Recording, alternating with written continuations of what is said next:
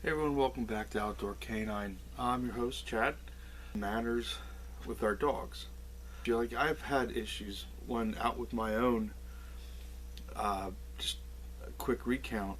We still do. We have our Great Dane, Dozer, a very large, dog. He definitely grabs attention. And at the time, I had a draught hair, which is German Wire Pointer, and we would go out at night when it was cooler, and it was my fiance and I. She had Dozer, and I had, Cressida, who was my pointer. So we were out walking, and a lady about at least a half city block away yells, "Oh my God, there he is!" And with her now excited dog, charges head on at us. And thankfully, neither one of those dogs, of my dogs, were really reactive to people or other animals, but they were kind of like, "Hey, what's going on? Why is this lady yelling and chasing right at us with her dog, who is now excited as well?" And I'm like, "No, please stop, stop!" And I'm literally at the point yelling, "Stop!" She basically runs through me with her dog, Great Dane, who is so confused, and thankfully he's like very docile, very gentle. There was very little respect or manners to none of the three dogs had any kind of negative interaction. But having your space like that, you're literally just out walking. That space that you create, that you feel is, this is kind of like my space, the hands, arm's length type thing. And here, so ever since that moment, I've had other incidents before and other incidents after, but I find that one really sums up manners and respect of people and their animals. And I wanted to just go over a few things so that way when we're out doing whatever it is that we're doing, whether we're walking or we're training or we're just sitting on the front porch with our dogs, we can be, for lack of better words, an ambassador of the dog world. There are just some people are going to be the way they are, and just nothing you're going to do about it. But those of us who are a bit more conscious of our behavior and how we are perceived and how we show off in the dog world, not by showing off, but how we're perceived. As we all know, it takes one person in the industry to be horrible to really cast a lot of doubt and suspicion and negativity on an entire industry because one person be an ambassador. Like if you're walking down the street and you're like, "Oh, there's that gentleman or that lady or that couple or that family that have those really well behaved dogs. They walk nice on a leash, and if someone's coming down with a baby stroller, they'll move over and put their dogs in a sit and let the very concerned mother and their infant daughter or child go by and be like, "Oh, that was very pleasant." That's kind of how I like to do things myself. This past weekend, all three of us went out. Myself, actually four of us, but only three dogs. Myself, my fiance, and my two kids. We went out and went for a little walk and found a place that had some really interesting natural obstacles, and we're doing some training and some obedience, just really enjoying, because it was actually quite warm that day. So we were just enjoying it, and it was when we're walking down the street and there's four people, three with dogs, and someone's walking opposite of you, it can be intimidating because you don't know these people and you don't know these dogs and you don't know the outcome. We find that it's easier to just move over, not having your dog pulling and yanking everywhere. But I mean, as I touched on approaching other people, is I was walking my dog. My dog is, she can have some reactivity, but as more and more we work, the less and less it is. We are getting near the end of a block, so there's an intersection, and there's a gentleman already crossing the intersection with a very small dog. This dog is on a 6-foot leash and is taking advantage of what you can do with a 6-foot leash. Basically, this gentleman has no control of where this dog is going or what he's doing. I stop. I put my dog into a sit, and I wait. Figured I am a good 40, 50 feet away from this individual. That gives myself and him plenty of time to figure out where we're going to go. That gave him time to pull the leash in and get a better grip and shorten the leash. So he saw me, and instead of taking control of his own dog, he just went up a different direction, up another block. Problem solved. Also, if you're approaching someone and they're walking their dog, and you both have very good control and very good leash manners, what direction do you want to pass? I mean, considering that we're kind of, the standard is that you walk your dog on your left-hand side, and they're walking their dog on their left-hand side, either you have to pass human shoulder to shoulder, or you're going to have to pass dog to dog. You can shout out to them saying, hey, I'm going to go to my right, or I'm going to go in this direction, or force yourself over. There's nothing wrong, or just take the initiative saying, I'm just going to move over here to the far right and stop, or I'm going to stay over here to the far right and we'll continue on. That is just, you're preparing for an eventuality that we all hope does not happen, but it is one that can. So again, that is thinking ahead, looking ahead, and being proactive, and having just a solid set of manners, and being like, hey, mine isn't exactly great with other dogs. I'm going to just go on this side. Or my dog's not that great with other dogs. Can we pass like this? The vast majority of people, I believe, would be more appreciative of you telling them, hey, for all of our benefits, let's do this. Because you don't want to push a dog fight. No one wants to get bit. You're not trying for that. So let's just work together when we see each other and be like, hey, this is probably a better option. People just have a fear of dogs, or they have, your dog looks big and scary, and they have a 2-year-old that they're holding their hand as they're walking, or they have a couple children, or they have a stroller, or they have their hands full with grocery bags, and they're just concerned, or they're scared. That's easy to work around too. If you see that they're running groceries between their car and their porch, you just stop until it's clear. If you see someone walk, with a stroller, and they're looking at you like, oh my God, please don't eat my child, let them move out of the way, give them a smile, and they pass by. Again, that's being an ambassador. That kind of kindness and behavior goes a long way in general. I mean, people are going to remember the guy who was really, really nice and the guy who was really, really mean. I know what side I would prefer to be known as. With walking and training comes probably dog waste. Please clean up. This is a segue to something else, but please clean up. If you're out, and I know some dogs won't go on concrete, some dogs go anywhere, others will go. Always carry something or a variety of things to pick up after yourself. If you go, depending on who's watching this, you may not actually have, plastic disposable grocery bags anymore. But I have a bag in my closet full of grocery store plastic bags that get used for so many different things. They're ultra light. They crinkle up real small. You can stick one or two in your pocket. You can put them anywhere. If you have a purse or a backpack, a fanny pack, whatever it is that you're carrying, you probably can manage to bring at least one or two of those with you.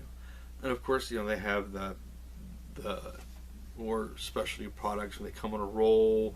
There's 50 on a roll, and they have the cute dispensers. And just carry a couple. I bought a box. Well, actually, I did not buy them. I got them as a Christmas gift. I got a box full of all those little rollers. I think 50 or 100 on a roll.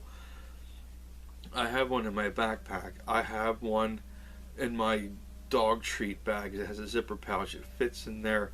I can throw them in my pocket. I actually even have one in my small. I have a little first aid kit that I tend to carry in my backpack. I have one in there because not only can you use it to pick up animal waste, you can use it to carry stuff. It is basically just a specialty trash bag. I mean, if you go out and you're creating trash during your training, you have energy bars or empty water containers. I mean, just take that bag and you put trash in it and you put it in another bag. So you're also now not littering either. So please, not just clean up after your dog, but clean up after yourself. Moving into respecting other people's properties. Please do this. There are people who take their land and their property extremely seriously. I mean, they don't want you walking 3 inches off the street and touching their green grass. We all know the meme, "You can't get off my lawn." So it is important to respect other people's property. If they have a fenced in area and you're like, "Hey, that area looks great for me to blank," the worst you can do is ask and be told no and called some names. So if you don't know who owns something, it's very easy to find out. So respect that, and if you do use, again, private or public land, clean up after yourself. I'm sketching the details, but I do know, as of the day I'm filming this, a couple weeks ago, there's an entire park somewhere, western side of the United States. They had to close down because of dog waste. It actually became a biological hazard because there was just so much poop. But they actually had to close the place down because it became unsafe because of bacteria. And keep that, in mind. Controlling of your dog. There's people do off leash. My dog is so well behaved, and I take my dog off leash. There are those who are like, my dog can do off leash, but when we're out in certain areas, I put them on a leash. And there are others that, I don't trust my dog. My dog doesn't leave a leash. All are great. I mean, if that's however it is that you have your animal. But I would recommend, even if you're doing off leash, you should probably have a leash with you. The borough I live in has strict leash laws. If your dog is on the street or outside, if you're walking your dog must be on a leash in public areas. I'm not trying to sit here and say that necessarily is a right or wrong law, but it's a law. And if you want to challenge it, then there are ways to challenge those laws. But I do understand the fact that the moment you remove leash laws, people who believe their dog is far beyond where their dog is will now just have their dog loose. And you're going to have the escalation that comes from uncontrolled dogs with irresponsible owners running around where you live. So even if you do off leash, which is fantastic, I mean, that's great, but at least have a leash. And if your borough or township or city or whatever municipality that is that you're in says, if you're in blank, you must have blank, just do it. Because kind of segueing into something else is reading and following signs. I know that various state parks and federal parks and even local parks may have very different rules for dogs. I have a park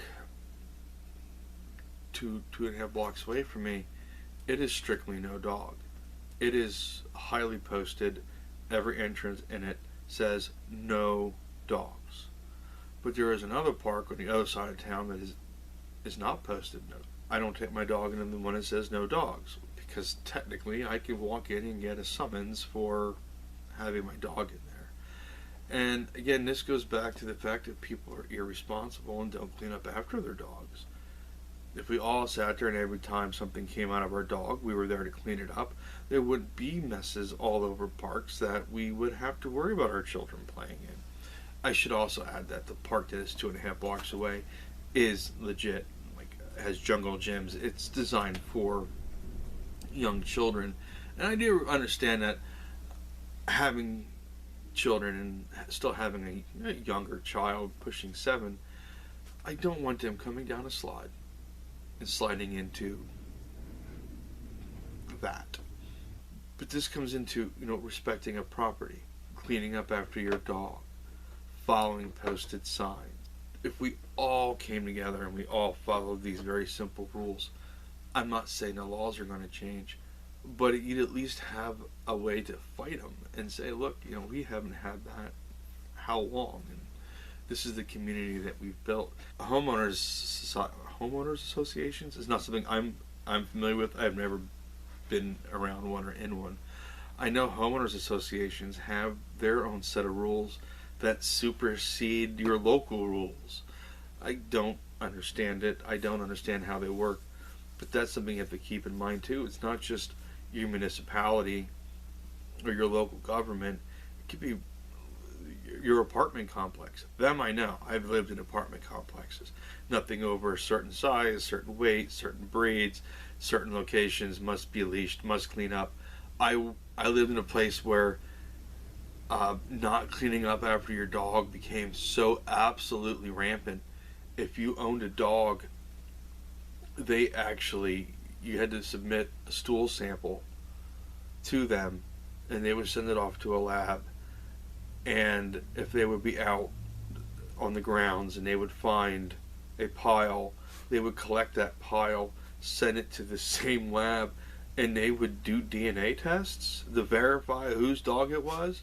And if they could prove that mess that wasn't cleaned up was your dog, they had escalations of penalties up to and including eviction.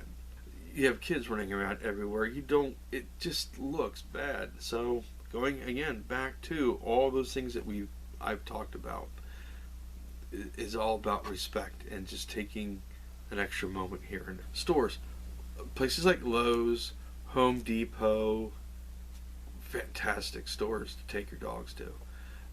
If you're on any kind of social media and you follow any kind of animal trainers or whatever, you'll see that Lowe's and Home Depot is an incredibly popular place to go. But we still have to keep in mind that this is still a functioning, operating store. Their job is to sell products to customers and remain in business. Remember that.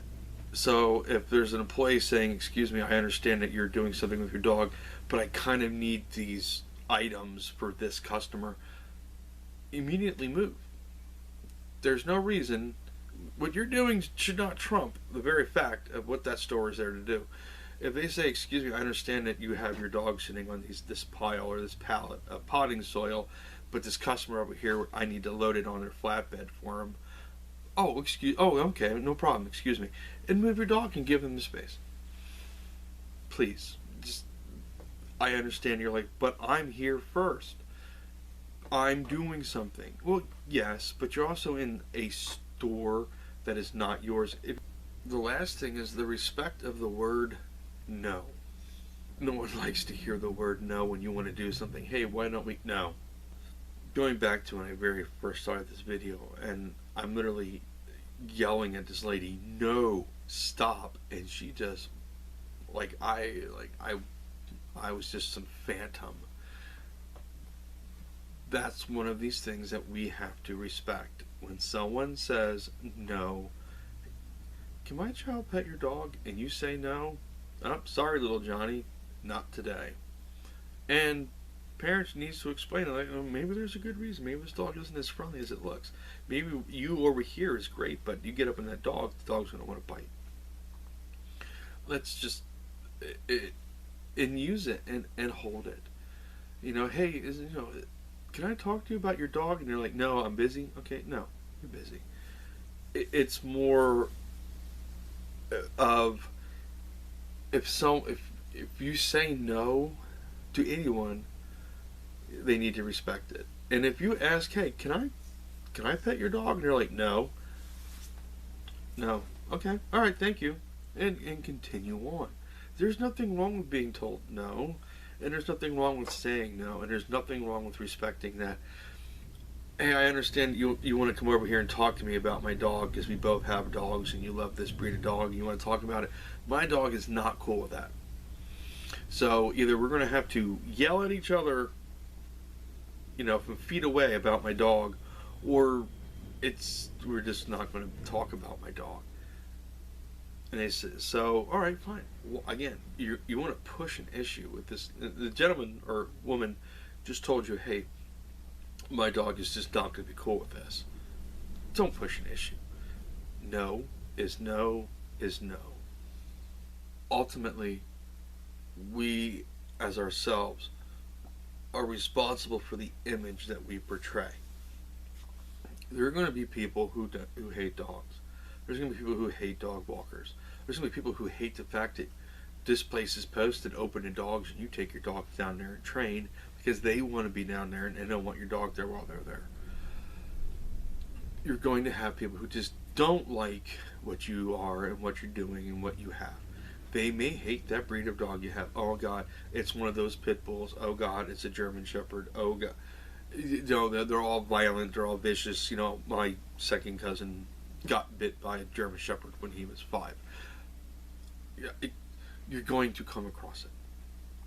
There is a time to engage that, and there's a time to be like, it's just not today. This person has already escalated. They're already angry. Sure, I can keep pushing this, and eventually the police are going to show up, and things get even uglier. Just generalized respect. If it's posted something, follow the posting. If there is a law or a rule that exists, please follow it. If your dog does their business someplace, please clean it up. And I'd like to go a little bit further with that. If you clean it up and you have it in a plastic bag or some trash receptacle, that doesn't mean throw it off someplace else in the woods, or throw it off into the street, or throw it off under someone's porch. Put it somewhere where it's proper for it to go. Yeet. No, don't do that. Respecting of service animals. Not faking having a service animal. These are all just very common sense. Respect others. Give what you want back. And just generalize civilized behavior. If we all would put our best foot forward while out with our dogs and with our animals and be appropriate, there's always going to be that person who hates that just because that's them. I understand that. And you may never change that person. The person may never see anything other than that. There's always going to be an anomaly.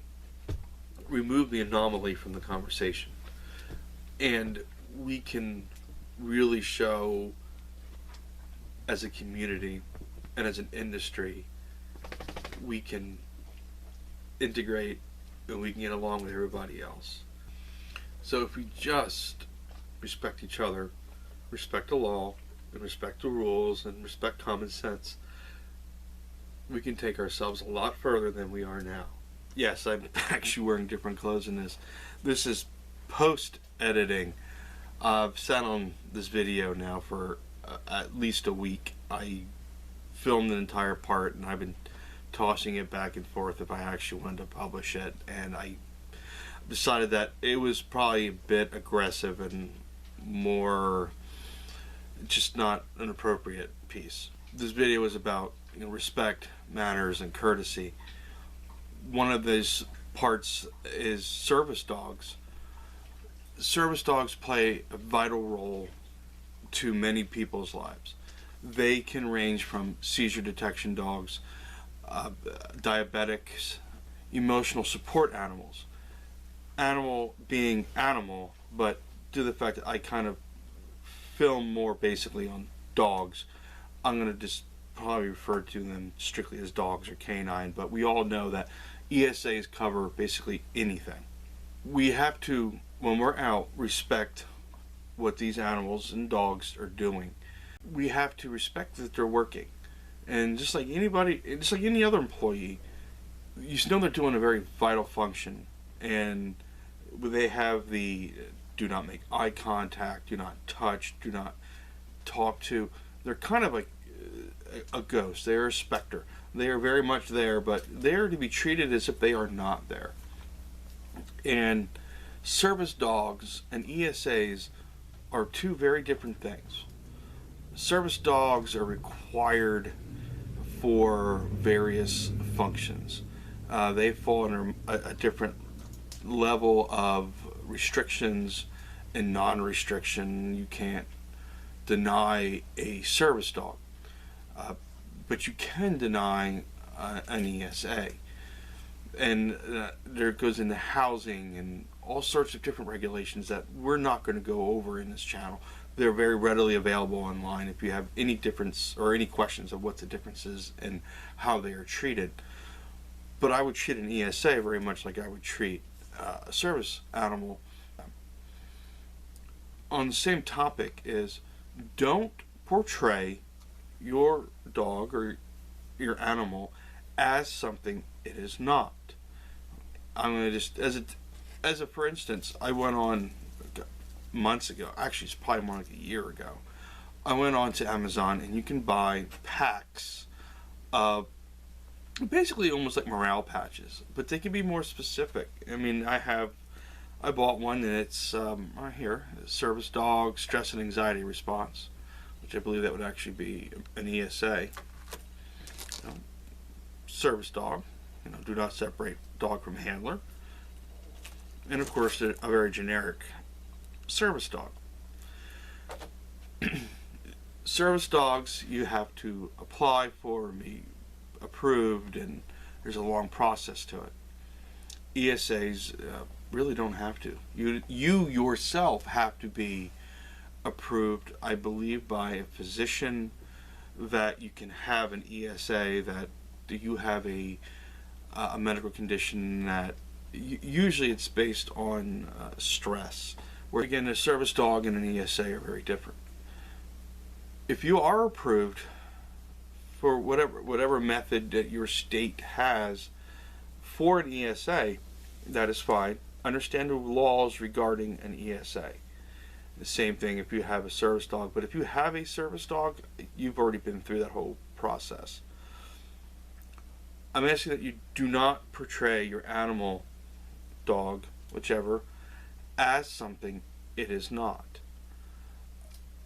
I understand that there's a huge thing. I've seen it online quite frequently.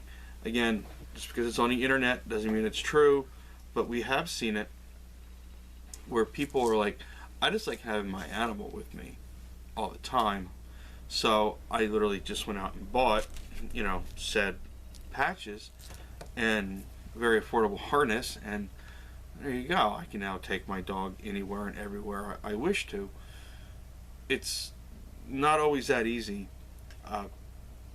Owners of businesses have a right to ask for documentation. I do know that ESA, if you're approved to have an ESA, or you have a service dog, I also understand that you have some sort of visual proof of these. If you are asked for it and you do not have one, it doesn't look good. I mean, it just does not look good. And it puts a lot of pressure on people who do have them legitimately.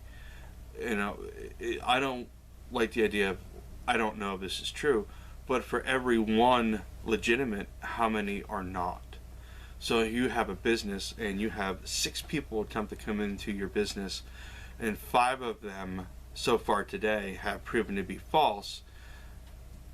If you're the 6th person that they're going to sit there and ask, they're probably not feeling it anymore. And if you're one of those first 5, you could put severe stress on the 6th person who's being legitimate. ESAs are basically, from what I've understood, is I have this animal with me, dog, because it brings me a level of comfort due to psychological and emotional traumas. I'm not in any way, shape, or form judging anyone who has those levels of trauma and pain in your lives. I don't know. I do not know what you've been through, and it's really none of my business. You've been victimized enough in your life, or traumatized enough in your life, to need this.